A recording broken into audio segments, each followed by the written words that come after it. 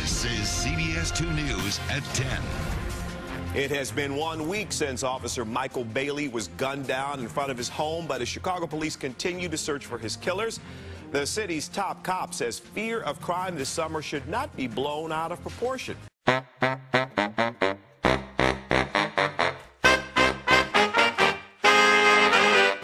Hey guys, it's Rompiendo Chicago. Last week's episode was great. Well done by Mr. Jack Graves, by Antwon and Fokker the Lopper.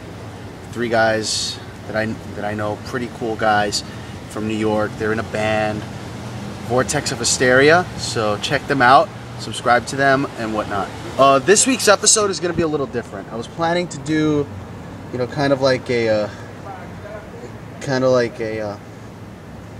behind the chilling with my friends episode, but this week I need to talk about something serious. Just a little less than a week ago, there was an arrest made in the murder of Chicago police officer Michael Bailey. The murder happened around last July, around this time. This was well before I moved to Chicago. The suspect's name is Antwon Carter. He's about 24 years old. He killed Officer Bailey, who was just weeks from retirement from the Chicago PD, and he just murdered him in broad daylight. And Bailey was just washing his car, his self-bought retirement gift, in broad daylight. Apparently, this kid was doing it as a form of a gang initiation. I mean, it took a year, but police finally caught this kid. He's my age. And I'm glad that they got this guy. Gun violence in Chicago has been getting worse over the last few months. I mean, there have been a lot of gang activity, especially down in the Loop and the South Side. The worst part is that Officer Bailey lived in the North Side, according to what I've read and heard. And I'm kind of pissed that so much violence is happening in Chicago. It's about time that they caught this guy, Antwon Carter. Let me give you a little background info on Officer Mike Bailey. He's an African-American officer of Chicago PD. He was well-liked. He was a bodyguard for former mayor Richard M. Daley, not Richard J. Daley. He was well-liked in his division. He had a lot of good things going for him. He left behind a wife, a college-bound daughter, and it's kind of messed up what happened.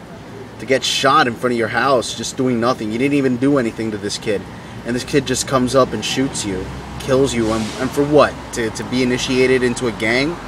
Which leads me to this. I question the existence of gangs. I question the existence of thugs. I question that because, okay, you guys band together and you're trying to protect people from what? From what? Okay, this ain't the Middle Ages anymore, and you're not in prison. I mean, gangs are understandable in prison because of racism and whatnot, because you all hate being there.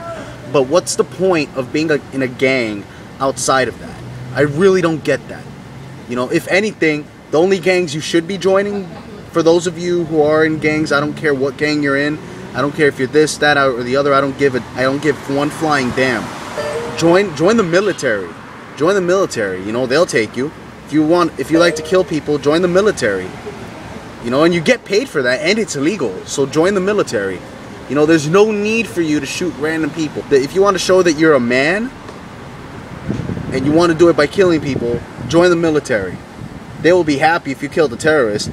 Speaking of which, to those of you who were in SEAL Team 6, I don't know if you're watching, but you guys are the man, I'm telling you. And if you guys were in a gang, hell, good use to you.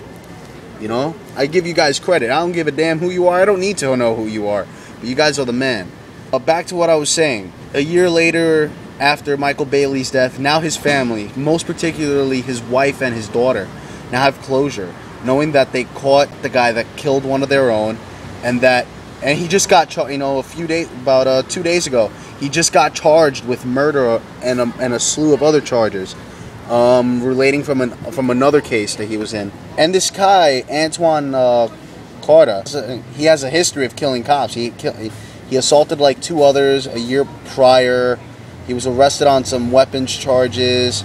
I mean, I don't get that. Like, if you have nothing to do, go to I don't care, work at a McDonald's, but at least you'll do something constructive. But it's a good thing that they caught this kid. I'm glad that now his family has closure. I'm glad, and I'm also happy, very happy, for the Chicago PD. They did their jobs amongst the slew of reorganization done by Mayor Emanuel. I'm glad that now the city is they're getting their act together.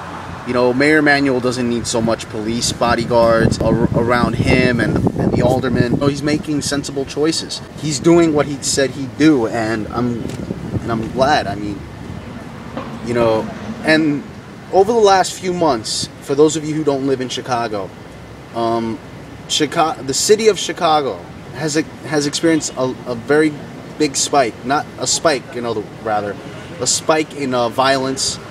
Gun violence especially. A lot of cops have shot people up for that. I mean, cops were getting shot at, cops are shooting people, people are getting shot at, and vice versa. You know, and it's all because of illegal guns. If any, you know, I know that there's a Second Amendment, you know, the right to bear arms. Get it done legally. Use the gun when it's legal to do so. You know, each state has their own laws, you know, about when and where, but the Constitution says you have the right to legally bear arms. So what the hell is this kid doing? You know, running around, you know, this kid, Antwon Carter, running around with a gun in his pocket. He didn't even have a freaking permit, you know, and this kid is running around with a gun, you know, performing a gang initiation. Dude, get your, you know, I'm glad you're in jail. If anything, Carter, I'm glad you're in jail. You know what? I've been telling this to a few of my friends. You know what we should do?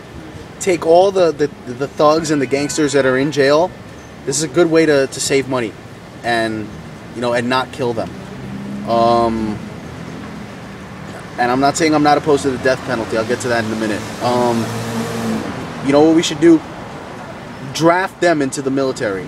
Instead of making them serve a jail sentence, make them serve military service for the time for the life of their sentence, and not get paid for it. Not get paid for it until at least, you know, maybe the last year of their sentence. Unless it's a life sentence, then give them like half pay or something. But still, put them all into military service. It saves the jails a lot of money, and it doesn't have to be voluntary. It should be like, dude, your ass is going to the military, no questions. Pick a service. If you don't, you die. Simple. It's as simple as that. You know, you save money. The families of those thugs and gangsters can be like, okay, there's a chance for them to turn around. I hear of at least one country, I forgot which country it was, that does that. America should do that too. Send them all to the military.